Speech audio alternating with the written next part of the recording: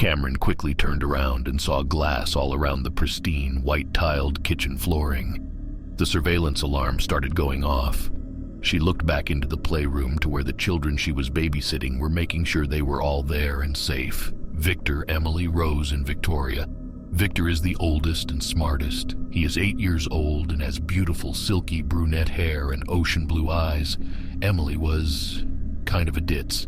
She has very long brunette hair with green eyes. She was 5 years old.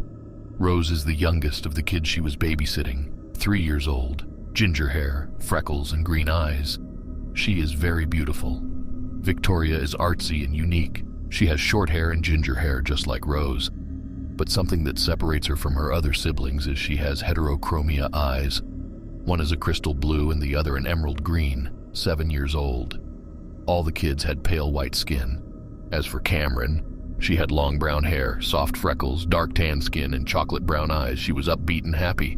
But with these kids, she's more responsible and strict, but she loves them. 1, 2, 3, where's Rose? Cameron looked around, but Rose was nowhere to be seen. Victor, Emily, and Victoria, stay here, Cameron said sternly to the other children. The children nodded their heads, scared, not knowing where their younger sister was. Cameron walked over to the window that was shattered to peer out. It was pitch black, and she couldn't see anything, so she grabbed a flashlight on the counter and pointed it out the window. Rose, where are you? Sweetie, if you can hear me, then follow my voice. No response. Jesus Christ, she whispered to herself. There was a faint giggle coming from inside the kitchen cabinet. Cameron slowly bent down to the height of the cabinet and slowly opened it. Rose popped out, scaring Cameron. Rose, don't do that, you scared me. Go back with the rest now. Rose slowly came out of the cabinet and walked over to her brother and sisters. How am I supposed to explain to Mrs. Roberts what happened to this window?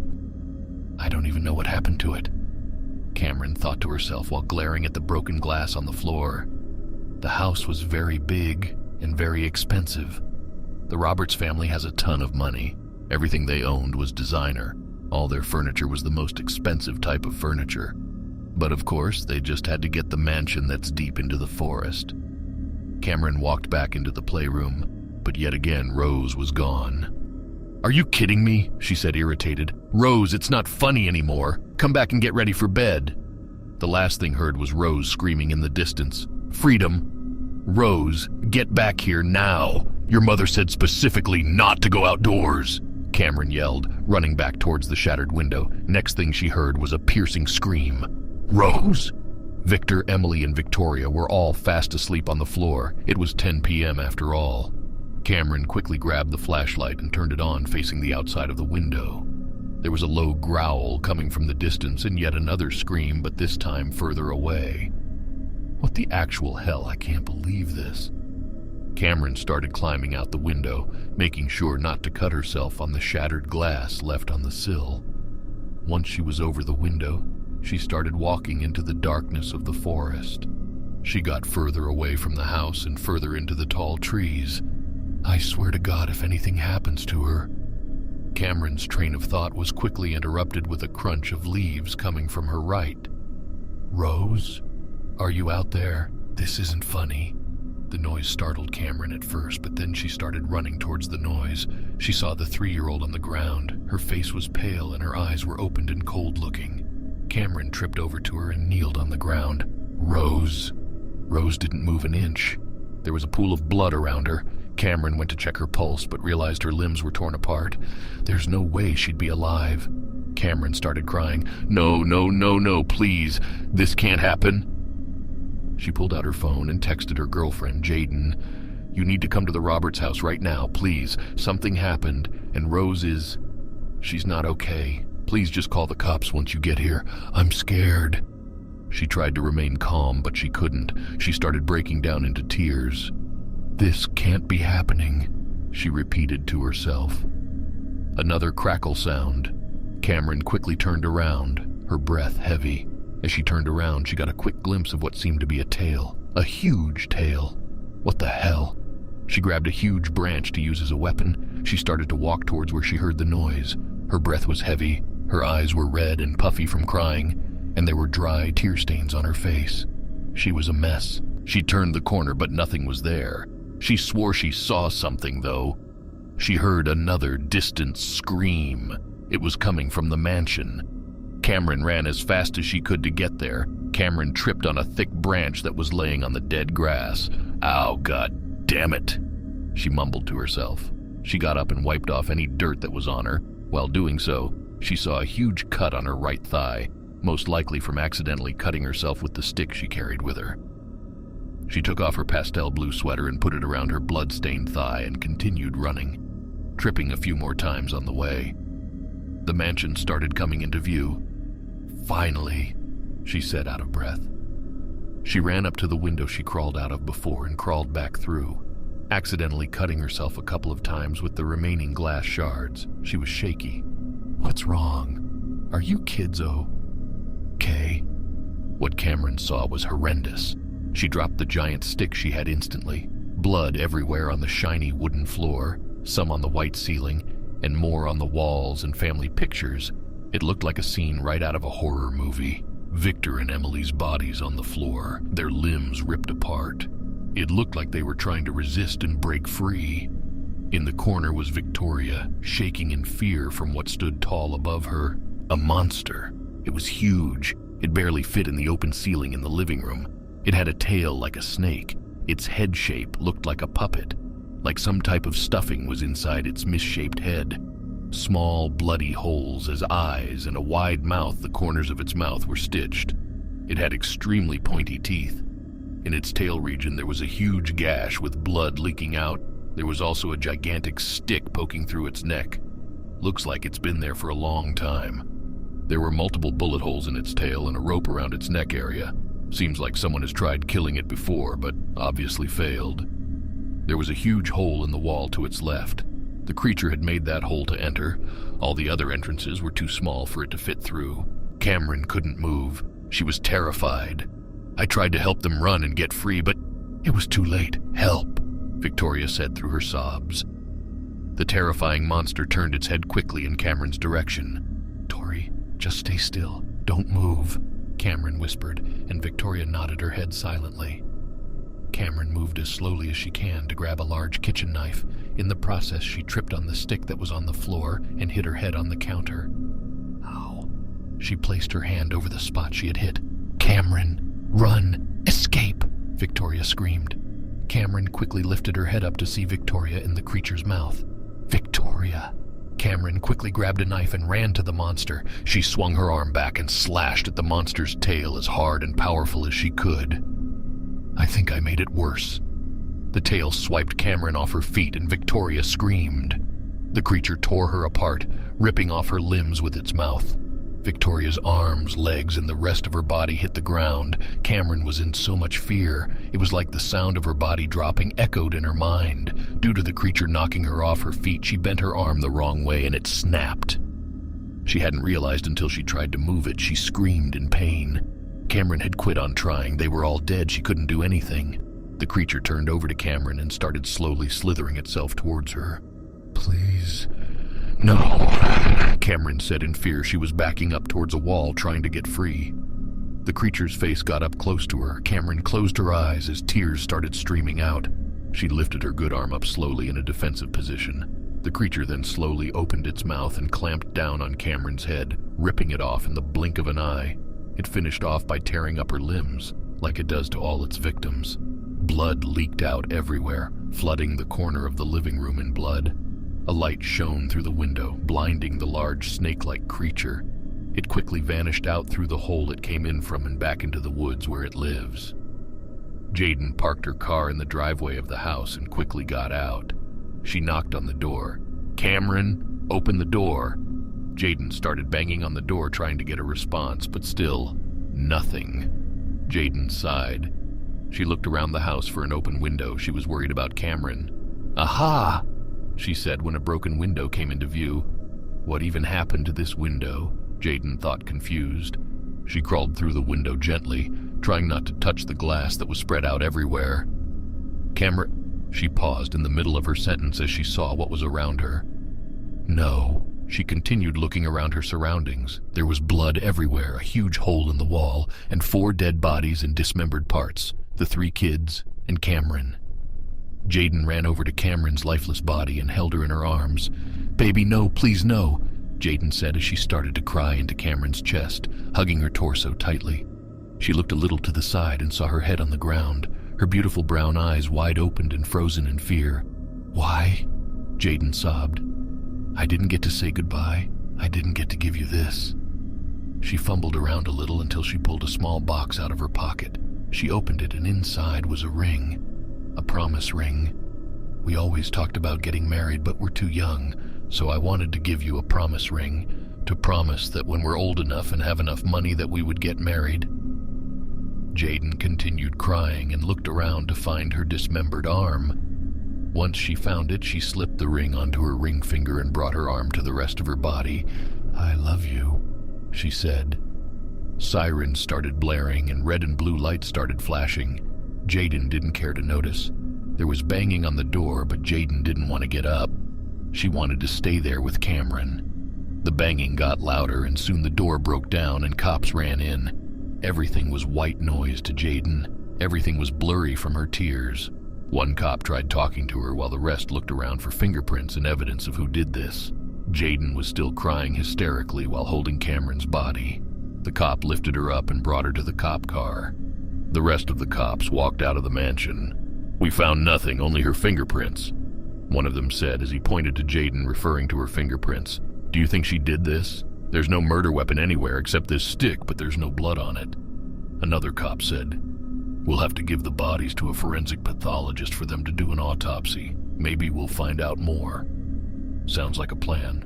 We'll have to call the parents of the children and explain to them what happened." The cops continued talking to each other while one called the mom of the kids.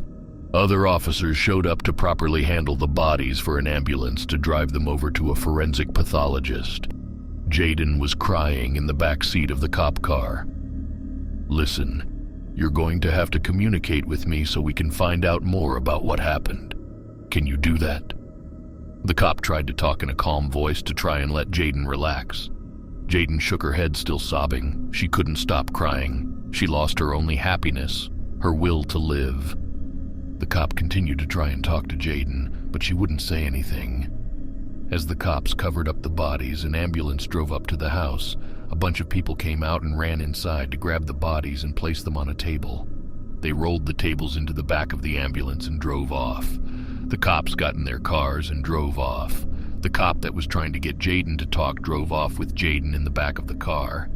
Jaden stopped crying as much but still didn't talk. It was as if after what happened she just completely lost her voice. Jaden looked in the rearview mirror and looked at the cop.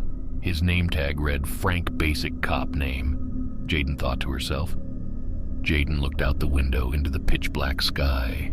Very few stars. She got bored of looking at the sky, so she started counting the yellow lines on the dim-lit road. Frank continued driving until they reached a dark red, brick-patterned police station. They pulled up to the police station and Frank opened the door and got out of the car. He went to open up Jaden's door and she got out as well. "Follow me," Frank said as he started walking inside. Jaden followed quietly behind. Frank led her into a small enclosed investigation room. He motioned for her to sit down in the small wooden chair in front of a table as he sat down on a rolling chair on the opposite end. Jaden sat down cautiously at first. "If you don't talk to me and not give me any details, people will think you murdered them all. There was no other evidence other than your fingerprints so far, so if you don't want to be guilty, then talk," Frank said sternly. "I don't know what happened. I showed up and they were all dead." Jaden responded quietly. "Do you personally know any of the victims?" he asked. "Yeah, Cameron, my girlfriend," Jaden said, tears forming in her dark blue ocean eyes as she tried not to cry. "What about the kids? Cameron was babysitting them. I don't really know them as well as her." Jaden was trying her best not to cry. "I want to be with her again. Around when did you show up to the crime scene?" I don't know, 12 or 1 a.m. She was trying to remember, but most of it was all a blur. She just really wanted to go back home. "Why did you show up there that late?" he asked as he leaned in closer. "Because Cameron texted me. She told me to hurry there and call the cops because something happened to the youngest kid, Rose. I don't see why the other cops would think you had any intention of killing them. You seem pretty innocent to me, Frank said, squinting his eyes. We sent the bodies to a forensic pathologist so they can find out the cause of death. Once they find out, I'll get in touch with you and tell you. For now, you just need to be patient. Jayden nodded her head, not really listening. I miss her. Okay, well, you're free to go. Do you need a ride? Frank asked. Oh yeah, Jayden said as she snapped back into reality.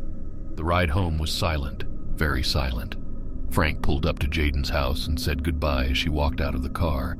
She walked up to the front door and took her keys out of her pocket, then opened the door. Jayden, where were you? You had us worried sick, Jayden's mom exclaimed as she walked towards her. Nowhere, it's not important. You look like you've been crying. What happened? Jayden's dad asked. Nothing, Jayden retorted, starting to get irritated. Darling, Cameron died there. You happy? She's gone, Jayden blurted out as tears started forming in her eyes. Her parents slowly stepped away. Her mom opened her mouth, but before she could say anything, Jayden interrupted her. I'm going to my room, she said, voice cracking in the middle of her sentence. She was almost about to burst into tears. She walked into her black, dim room, flopped onto her queen-sized bed with black sheets, and hugged the stuffed owl that Cameron got her on their first date. She cried into the stuffed owl as she held it close to her. I miss you so much already. If only I could bring you back. You're my only happiness, and now you're gone. God, what am I going to do without you? There's a way to see her again, a voice said in her head. Crap, I think I forgot to take my pills. You do want to see her, don't you? Don't you want to know how? Jayden got up from her bed, trying to ignore the voice as she walked over to her dresser to grab her antipsychotic pills for her schizophrenia. It's not that hard. You can see her again, the voice said again, more stern than before. Jayden stopped herself from grabbing the pills. How? Jayden questioned. There's only one way. In order to see her again, you must die. Then you can be with her for eternity. But it's easy. You could just jump off a roof, then boom, you're together again, happy. Jayden thought about it. She's heard the voice say things like this before, but she would always ignore it. But when it comes to Cameron, she'll do anything to be with her. Anything. Jayden quickly checked the time, 3 a.m. She quietly snuck out of her house, trying not to wake her parents, and ran into the city, looking for a tall enough building. I'll see you soon, Cameron, don't worry. She stopped running as she looked up at a tall glass building in front of her. She ran inside the building, then started running up the stairs. 2nd floor, 3rd floor, 4th floor, 5th floor, and continued. Almost. She ran up the last set of stairs out of breath. She went to open the rooftop door. Luckily for her, it was unlocked. She walked onto the roof and went closer to the edge. She admired the view for a while. She looked up and smiled through her tears. She stared into the sky and the beautiful purple-blue mixture of colors. After a bit, she slowly stood up. She looked down nervously. She never had a fear of heights, but she's never done anything like this. Almost there. You'll be with her soon. You'll be free. Jayden took a deep breath and jumped. Her tears flew up as she fell down, the wind blowing in her face, her arms spread out like a bird. Even though she was ending it all, she was smiling. She couldn't wait to be with Cameron. They've been together for so many years, and she didn't want it all to go to waste. I love you so much, Cameron, she whispered to herself. Later on, our Urdio host can be heard saying, 17-year-old Jayden Monroe has died at 3:51 a.m. this morning. She has fallen off a building. There was no sign of it being a murder. Witnesses say it was a suicide. As for the horrifying deaths of Cameron Maxwell, Victoria Roberts, Victor Roberts, Emily Roberts, and Rose Roberts that happened late last night, there is no news on what the cause of death was. It remains a mystery for now. Forensic pathologists do say what caused the limbs to rip off may have been an animal with extremely sharp teeth. I'm first going to start off by saying I never believed in the paranormal or ghosts. I'm not really atheist or whatever, but I'm not religious either. My sister, on the other hand, is very into the paranormal stuff. You could say she's a big believer in ghosts. I was a total skeptic. However, what happened on the night I'm about to tell you forever changed my beliefs. To begin, I need to tell you I was desperate for cash. Like every teenager who's about to turn 16, I was stashing away every dollar I could to save up for a halfway decent car. My family isn't exactly what you call wealthy. My parents worked really hard to provide for me and my sister. They both worked for our newly elected mayor, Braden Palmer, who won by a landslide. However, my father isn't too hyped on him. He says the man isn't all that trustworthy and may have bought himself into the office. Apparently, he inherited lots of money or something. Anyway, at that point in time, I decided to put an ad on Craigslist to babysit for a fee. That was my first mistake. I only put my email down because I hate talking on the phone to strangers, and I really didn't even feel comfortable giving my phone out to people I didn't know, especially on Craigslist. Now, after a few days, I just so happened to be reading through a bit of history about our town. I'm a total history nerd, same with my sister. That's something we had in common. The article was about the disappearance of a prominent family. I ended up sending her the article. Anyway, as I read, I got the notification that I received an email. It was from a couple who lived out in the fringes of town. They were offering to pay me a lot of money to watch their baby boy. It was an offer I couldn't refuse. My sister drove me out to their house and dropped me off the night they needed me. The driveway was long and wove through the woods. With the overgrowth of trees, it made it almost feel like we drove through a tunnel. As we reached the house, it was beautiful. It had one of those wraparound front porches with white siding. It was 2 stories. I walked up to the front door while my sister waited in the driveway. I knocked on the door, and after a few minutes, I was greeted by a beautiful middle-aged woman. She had steel blue eyes and long, wavy hair. She welcomed me in with a great big smile and introduced herself along with her husband as Health and Viviana Palmer. The names sounded vaguely familiar. Her husband was a man about the same age with dark black hair and a salesman-like perfect smile. I heard my sister drive off as they showed me to the baby's room. The baby was fast asleep in his bed with a teddy bear in his arms. Mrs. Palmer gave me the rundown on the baby. It was the typical stuff, to check up on him every so often, but for the most part he should sleep through the night. Anyway, after a few last-minute notes, they got ready and took off. One thing that I found odd was I never heard them drive away. I brushed it off and went downstairs to watch a little TV. I have to admit, this house is very clean and immaculate. They had a fireplace with the mantel decorated in little figurines. One in particular caught my eye. It was an owl. There wasn't a speck of dust or a scratch on any surface. As I grabbed the remote and hit the power button, the TV wouldn't turn on. After pressing it several times, I got up and tried turning it on through the button on the TV itself. It still wouldn't turn on. Figures. I even checked to see if it was plugged in, which it was. I resigned to sit down and listen to an audiobook. Something really bugged me. I couldn't stop thinking about where I heard their names before. I knew they sounded familiar, but I couldn't quite put my finger on it. As I pondered their names, I heard a loud crash in the kitchen which nearly caused me to piss myself. I quickly got up to look at what the cause was, and my heart sank into my stomach. Sitting on the floor with a bunch of knives was the baby. It was holding a really sharp knife and was about to cut himself when I bolted to him with only seconds to spare. The baby threw a hissy fit when I took the knife away from him. I tried to calm it, but no matter what I did, I couldn't get it to stop crying. I took him back up to his bedroom and placed him in his bed, hoping he would cry himself to sleep. I went back downstairs and cleaned up the knives in the kitchen. Just the thought of what could have happened if I was a second too slow left me in chills. The baby cried for over an hour. When it finally stopped, I felt a small sense of relief. However, I decided to check up on it to make sure everything was okay. I'll admit the baby was kind of ugly. It was very wrinkly and looked almost sickly. As I crept into his room, I froze in my tracks. The baby was gone. All that was in his bed was a teddy bear. I felt my heartbeat quickening. This couldn't be happening. If something happened to that baby, I would never forgive myself. I searched everywhere for that baby. As I searched, I started to notice something very odd. The house that was very immaculate when I arrived started to seem rather dirty. What was very odd was that dents and scratches started to appear on the walls and furniture where they previously weren't. Things became very dusty. My phone vibrated. My sister sent me a text asking me what the names of the people who hired me were. I sent her a text telling her their names. I didn't really understand why she was so interested.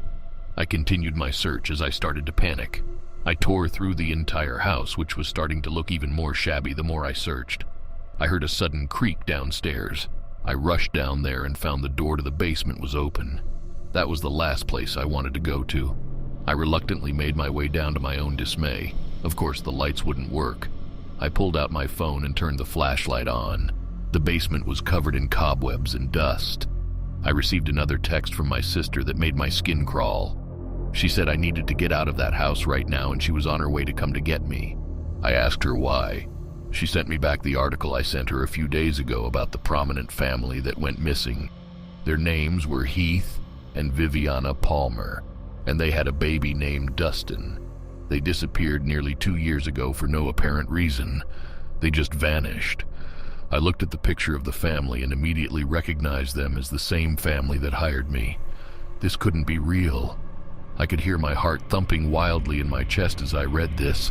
I nearly tripped over something. I looked down on the floor and saw 2 decayed, rotting corpses. I screamed as loud as I could. I recognized them immediately, Mr. and Mrs. Palmer, and that's when I finally found the baby.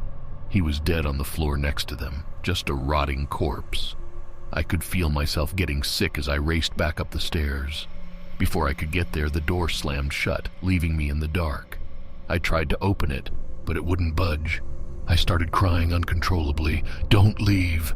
I heard the voice of Mr. Palmer as a light to the basement flickered on. I thought to myself, this is how I'm going to die. By ghosts I don't even believe in. "Please, we need your help," Mrs. Palmer said.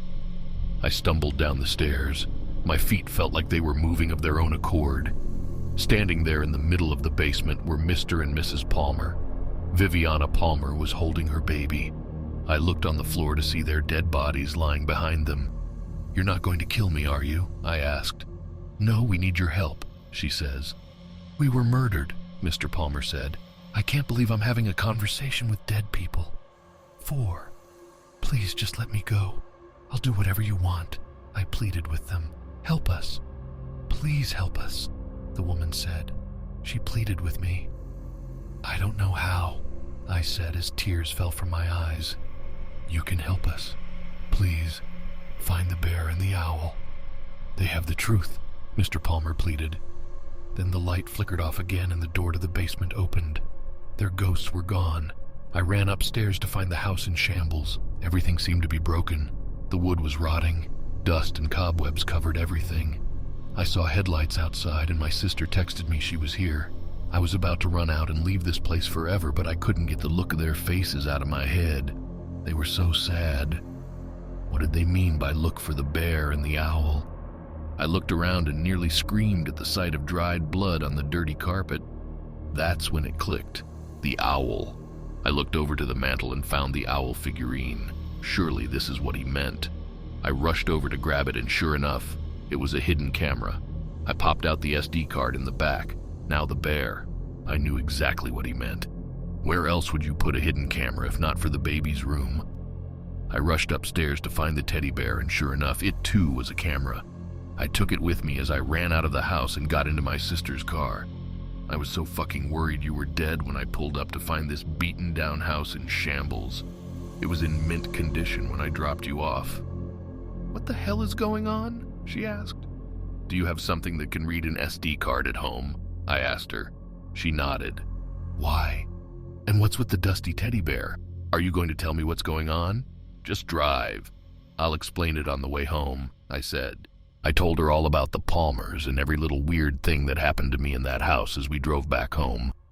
Once we arrived home, we rushed into my sister's room, and I handed her the SD card that was in the owl. She put it in her computer, and it was filled with videos. We pulled up the first one, and it was of Mr. Palmer. "I've decided to put this hidden camera in here because I do not trust our babysitter. I think she's stealing from us, but my wife thinks she's an angel," he said to the camera. "This will prove everything. I also need to figure out how Dustin is getting out. No matter what we do, he manages to somehow escape his crib."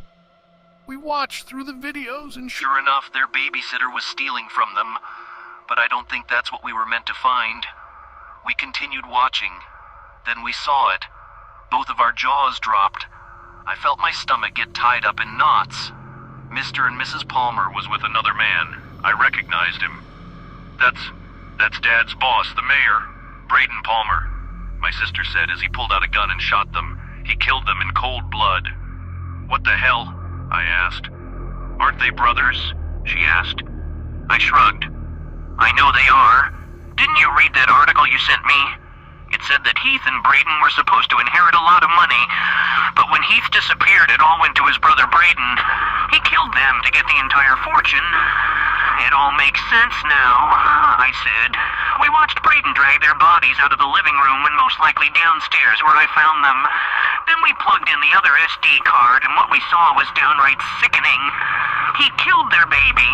He suffocated him. That's truly terrible. I couldn't hold it.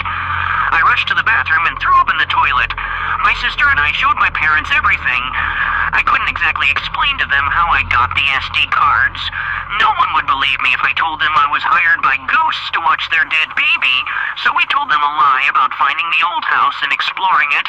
They bought it because that's totally something my sister would do. They took the SD cards to the police the next day Mayor Palmer was arrested, and it was all over the news that Braden Palmer had been charged with the murder of Heath, Viviana, and Dustin Palmer. I felt like a weight had been lifted off my shoulders. Eliza and I drove back out to that house a few weeks later, and we both saw them. They were standing on the porch. Viviana was holding baby Dustin with Heath by their side. They were smiling as they watched their baby boy. They looked up at us and waved, and then they were gone. I'd like to think they found some semblance of peace together. I still have a hard time bringing myself to believe what had actually happened, but I will never forget it. Ghosts do exist. It was a Saturday night. I was home alone. My parents were out for a week, so I got stuck babysitting my little 5-year-old sister, Amy. Since she was small, it was easy, but not that easy with a house like this. I lived in a house which was supposedly haunted. I mean, I guess it looks like it considering it's up the hills in the forest. Sometimes it even gives me the chills, but still I don't believe in spirits or stuff like that. This is why people don't like coming to my house. I mean, look at it. Burn marks on the walls, floors that squeak with just a simple step, moss on the corners, and really bad lighting that makes all the rooms look dark. Oh, and if that's not scary enough, just wait till you hear about out basement. Okay, enough of that. Let's get to the point. I was home alone, taking care of my little sister as my parents were away. It was night and past my sister's bedtime, so I had to put her in bed. I went upstairs to her room to go tell her to go to bed. I opened her door and saw her sitting on the floor playing with her toys. "Time for bed, Amy," I said to her as she got up, put her toys away, and got on her bed. "Good night, Amy," I said as she replied with a good night as well. As I was walking out of her room, I heard a noise, or maybe a voice. Yep, it was a voice. It said, 3, 2, 1, here I come. "Amy," I asked with fear, "was that you?" "No," she replied with a soft, frightened voice. I walked away, questioning that noise. I went to my room, which was right across the hall to Amy's room. As I closed the door behind me from my room, I heard whispering. I couldn't really tell what it was saying, but I managed to pull out some words. Words such as, "You're next," and "Where are you?" I stood there in fear, wondering who said that. I opened my door as fast as I could and rushed to Amy's room. As I opened her door, I realized she wasn't there. I stood there in fear, wondering where and how she could have disappeared. I searched her room, but I had no luck. Maybe she's in a different room, I asked myself. I left her room, and from the top of the stairs I yelled, "Amy, where are you?" It was dead silence. I continued to search the house, but I still had no luck. I started to hear that voice again. "I'm coming to find you," it said. "Amy," I said, "was that you?" Yet no answer. I stood still, and once again it was dead silence. I suddenly felt something surrounding me, something wrapping its arms around me. I panicked as something pulled me back. It dragged me somewhere, and as it was dragging me, I kept screaming for help. Next thing you know, I was knocked out. I fell hard to the ground when I fainted. Next thing you know, I was in a dark, black, pitched room. I didn't quite remember anything, actually. I don't know why I'm here or how I even got here. All I remember was being dragged and falling. Well, what now? I tough as I stood up. There was nothing here except darkness, creepy paintings, and the sound of silence. I was still wandering until I saw that one of the paintings looked a little out of the group compared to the others, which are just people. This one had a shape of a portal maybe. The paint still looked wet, but I really couldn't tell concerning it's dark in here. I decided to touch it to make sure. Yep, the paint was still wet, but how? This room looks like 1 billion years old and yet is complete shut. No windows or doors or anything, just darkness and silence. I walked around a bit more to see if I can find something else besides these creepy paintings, yet there was nothing, so I decided to take a second glance at that painting with the portal shape. I looked at it carefully, trying to notice all little details to see if I could find any clues or anything at all to escape this room. Like I said, the painting was a portal, but there seems to be shapes around it, or more like buttons. I decided to press some of them. They went down for a while, but then they popped back up along with an eerie sound. There must be some sort of pattern, I said to myself. I looked at how the shapes were placed. It seemed so familiar to me, but I couldn't tell what it was. I continued to press the buttons in a random pattern each time, but I had no luck. I decided to give up. I give up? I'll just go ahead and die here, I said as I fell to the ground. Then suddenly a beam of light came out of the painting. A bright blue light shined in the middle as the painting expanded and became real. I stood there in shock as the portal became an entrance for me to walk in. As I walked in, something pulled me back. It was the shadow figure again. It was pulling me back away from the portal. I was gasping for breath as I tried to retain from getting pulled and tried to claw my way back to the portal. I turned around and tried to push the shadow figure away, but I had no luck. "What do you want?" I yelled. "Where's my sister? What did she ever do to you?" It was pulling me towards another portal, but this one seems like a portal to a dark place. I couldn't do anything to be free. I pushed, I kicked, I screamed, I punched. Nothing seemed to work until I started to have visions. Flashbacks and other things came to me. I was sobering in tears at that point when I realized that was the end, until I heard a voice. It sounded familiar. "Let go of my brother, you ugly beast. Could that be? Amy, is that you?" I yelled. I got no answer, but next thing you know, I was dropped to the floor. I got knocked out, but then I got woken up by "Amy, Amy, you're safe," I screamed as happy tears ran out of my eyes. "Yes, I managed to escape," she responded. "We need to get out of here," I said as I grabbed her hand and entered the painting of the portal. "Let's go." As we entered the portal, there was a beam of light coming from each direction.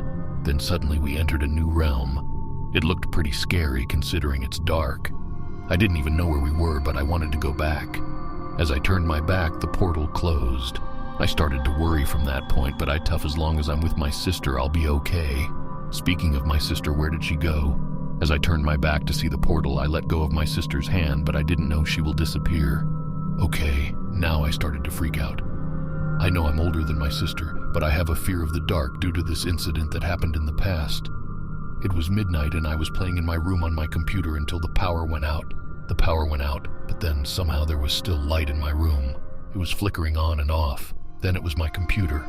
It was also flickering and the static of it made it worse. Then they all shut down and there was an earthquake. "Could this day get any worse?" I said. Of course it did. Next thing you know, my stuff were floating around my room. Great, I tough now there's a spirit in my house. I was scared to death at that point and I didn't know what to do. Okay, enough of that. Hello? I'm still stuck in this creepy dimension. I decided to face my fears and start to look for my sister. "Amy!" I yelled. "Where did you go?" I walked down a red trail with blood stained on it. Next thing you know, eyes appeared in the darkness. Red glowing eyes because staring at me. I didn't know what it was, but it started to freak me out, so I tried to rush things so I can get out of this nightmare. Suddenly, the red trail stopped. It was just pitch black ahead of me and you couldn't see a thing. I couldn't even see a trail or anything. I continued walking in fear as I heard a scream. It sounded like Amy. I looked and looked till I found her laying on the ground in pain. "Amy, what happened to you?" She could hardly move, and I saw scratches on her body, which only meant one thing. She has been attacked. But who did this to her? This place looks abandoned, but yet who knows what lurks around here. I grabbed my sister and carried her as I looked for a spot to set her down and try to heal her. I found a flat area where I can set her down. I peeled up some leaves to make a bed and I set her down. As I set her down, I heard a sound. Something or someone was near. "Who is there?" I said. "Show yourself." Then there was a dead silence. I ignored it and continued to try to heal my sister. As I was grabbing leaves, something jumped at me.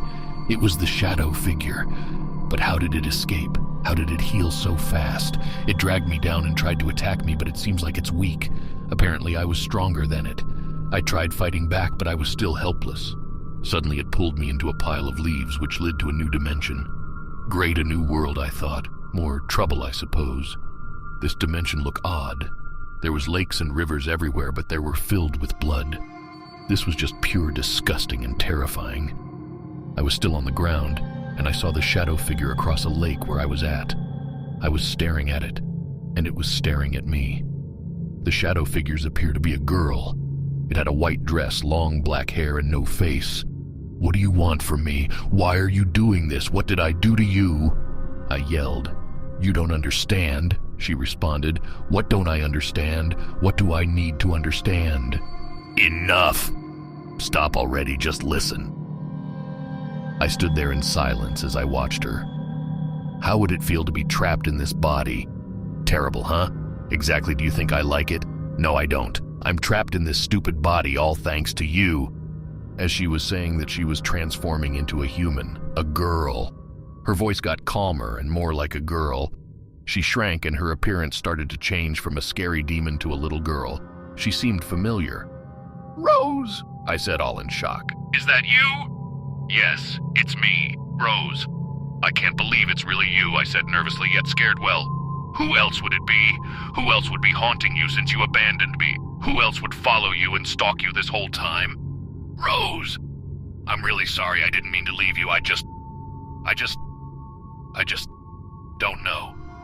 That one day, you left me for her. Crystal, I didn't mean to. It's just that I tough that."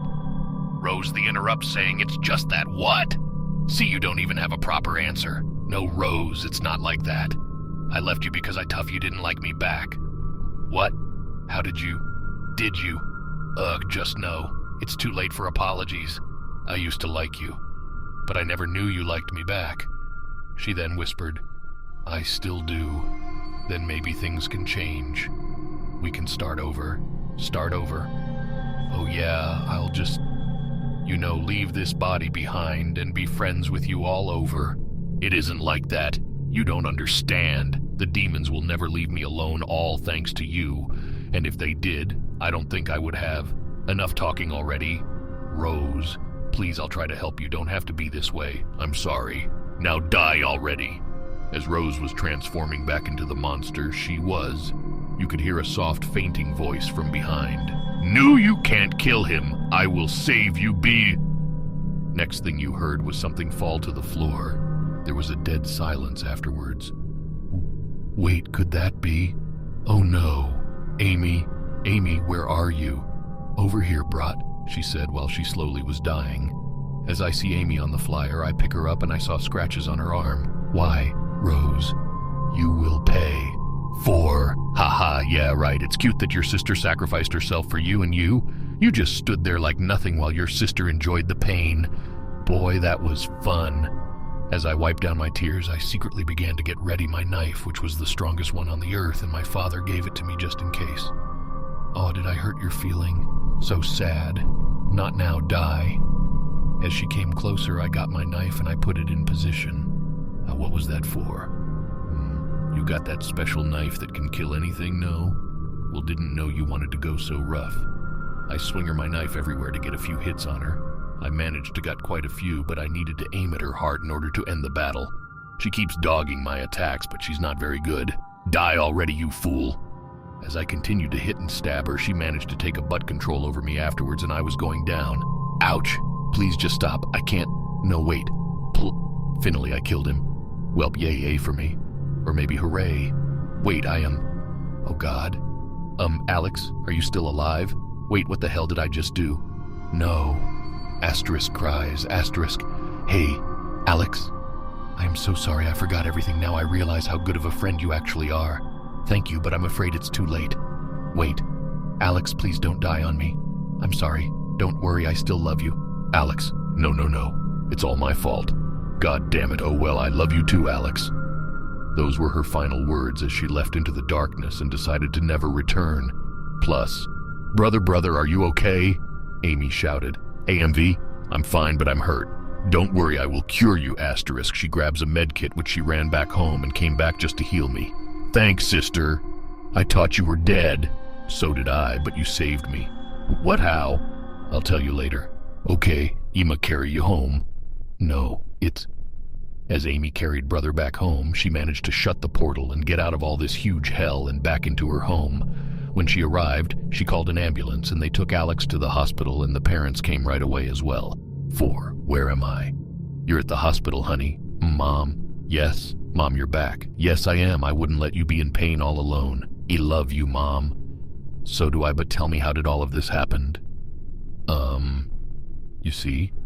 Well, it was a bear, Mom, Amy replied.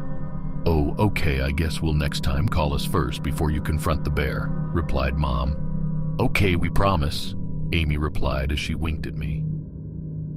If you enjoyed this video and want to see more of my content, please consider subscribing and hitting the like button. Let us know down below in the comments which story was your favorite. Thank you so much for watching.